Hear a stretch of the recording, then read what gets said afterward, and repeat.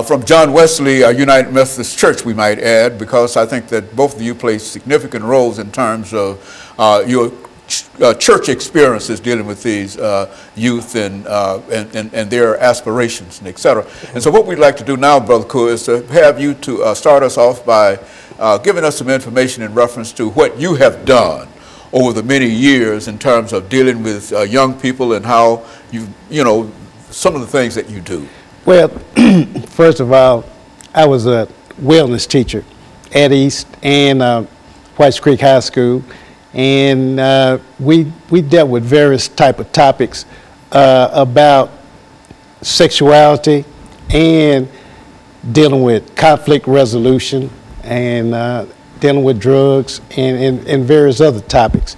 And I've experienced firsthand how violence in our community, along with drug use, has contributed to where our young people are today. Now, there's a reason for this. Most of our students were on the low end of the socio-economical level, and a lot of times, you know, money can put people at ease, and lack of money will want people to go out and do things illegally in order to feel good about themselves. And this is one thing that I try to teach, is that we have to be productive citizens that will contribute to society, give back to society, and not just go out there and break laws, and even though you may disagree with some of the laws, but there's certain rules and regulations excuse me, that we have to live by.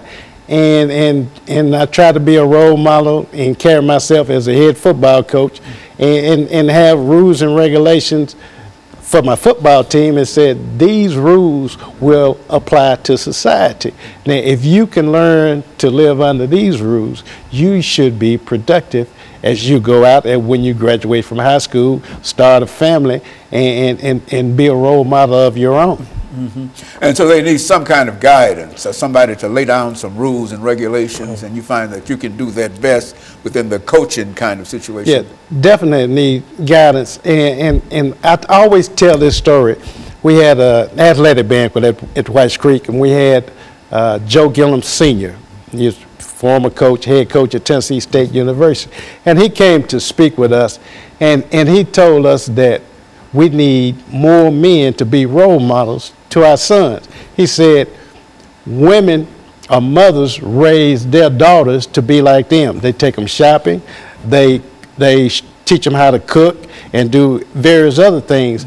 And you don't see our fathers out with the sons in the community, you know, in the mall or going to some type of event, taking part with their sons and showing them how to be responsible, showing them that, you know, it's okay to act this certain way. You don't have to act like your friends down the street. And so we need more men to be the role models for our youth today. Mm-hmm. And Reverend Hayes, I understand that you've had an extensive coaching career. Not only are you involved in the ministry, but you consider yourself a coach, right, in a real sense. And so what, in terms of meeting those challenges, what do you do in terms of talking to young people? Well, one of the things that during my time that I was a Little League coach, baseball and football coach, I was very strict.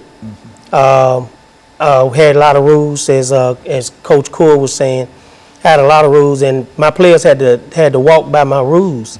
Also, I had a relationship with the parents, and a lot of parents, if the kids would miss school, because I did a lot of coaching, most of my boys came from, at that time, either Preston Taylor or John Henry Hale. And if their parents had any problems with them, they would always call me.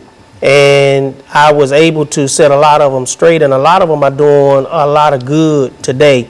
And so I think, as Coach said, that we have to stand up and take more of a role in our young men and young women's lives, so they can be the people that we want them to be, but not just us, but that God wants them to be. And so that means we have to be tough sometimes. And we have to have some rules and some regulations to say, this is what we expect of you. And that's what I did in coaching. I expect to win. I mean, Coach Core was one of the greatest football coach in high school, and so in Little League, I felt I was a great coach, and I was good because I didn't believe in losing, but at the same time, I believed in pushing those kids to be the best that they could be. And so, in a real sense, they live